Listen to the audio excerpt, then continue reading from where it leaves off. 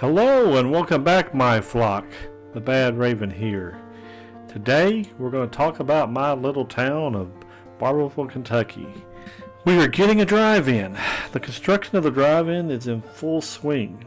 But before I show you the footage of the construction, I want to delve into the history of moviegoing in my little town.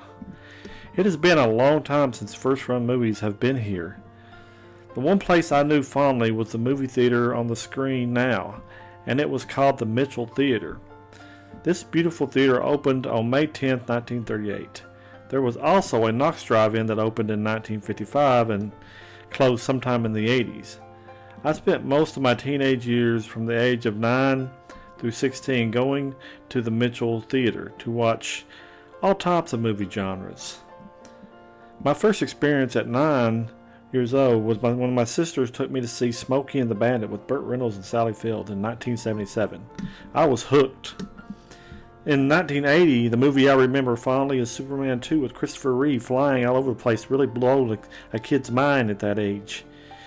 And in 1981, I went to watch Raiders of the Lost Ark, where I blocked my future brother-in-law, Lloyd, from setting with my sister Carolyn on a church youth group trip. I hope that he has forgiven me by now, but this is one of the fond memories I have of this time period. Some other movies in 1981 that were great that we watched was Halloween 2, Time Bandits, Dragon Slayer, and Student Bodies. In 1982, there were so many hit movies to watch like Rocky 3, Rambo First Blood, Poltergeist, Grease 2, Zapped with Scott Baio. And they were all movies that I really enjoyed. The Mitchell Theater would get movies 4 to 5 months after release. Actually got a funny story. We actually got E.T. in 82, the same time that Corbin Cinema had already had it for 4 months, and it was still showing there and also at the Mitchell Theater, which was a very odd occurrence. Neither place usually showed the movies at the same time. In 1983, I was able to be dropped off at the Mitchells and watch a movie by myself. The first movie I watched by myself was Crawl. It blew my mind. At the entrance of the movie theater were lobby cards. They would show scenes from the movie on them, and I saw different pictures from the movie, and it just still to this day is in my mind, and I remember those fondly looking at those pictures. I watched a lot of adult humor movies in 83 also, like Porky's 2. I remember this story of the little old lady that sold the tickets in the ticket booth. She could barely see up over the ticket booth to sell me the ticket, and I'd say one adult. And she had like a cigarette in her hand, and she couldn't tell my age, and she never carded me, and she'd let me go in and watch the movie. I would pay for the ticket, and nothing was ever said. Such great memories of seeing rated R movies at that time. And for a kid that wasn't 17, it was a great time to be a kid. I watched a lot of movies in 1984 like The Ice Pirates, Footloose, and Ghostbusters. But unfortunately, the final movie that I had planned to meet with my friends and see was Revenge of the Nerds. The movie came out in July of 84, but the time Mitchell Theater got it, it was in October of 84. I remember someone telling me at school that the Mitchell Theater was on fire. I remember seeing the smoke from the cafeteria, and I was very devastated. This was October 17, 1984, the last time we had a movie theater in our town.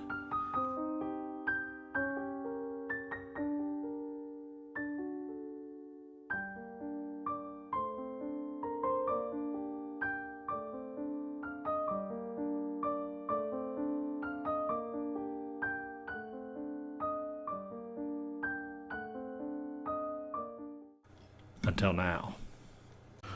Okay, maybe not a movie theater, but a beautiful beginning for movies back in Barbourville. In this artist rendering, we see the new name of the drive-in, which is the old name from the old drive-in, the Knox Drive-in. It says debuting 2022. It's supposed to hold a capacity of 200 cars. We'll see about that. And expandable for future growth.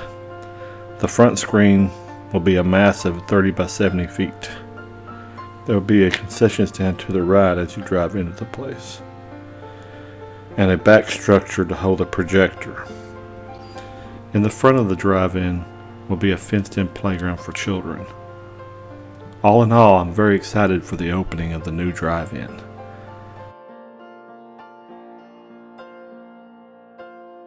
I shot some footage of the posts being installed for the mammoth screen. The screen will shine brightly for a new generation of kids to fall in love with the movies and the movie-going experience, just like I did at the old Mitchell Theater, to capture the imagination and love of the cinema. I can't wait to see what the future holds for this new establishment. I hope it is very prosperous and a fun place to go. I will be checking in with more construction updates as the new Knox Drive-In takes shape. I'd like to thank all the flock for supporting the Drew Drop and I. If you would like to purchase some Badraven merchandise like t-shirts, hoodies, or stickers, please check the link in the description below to help the channel out and show your support to the world.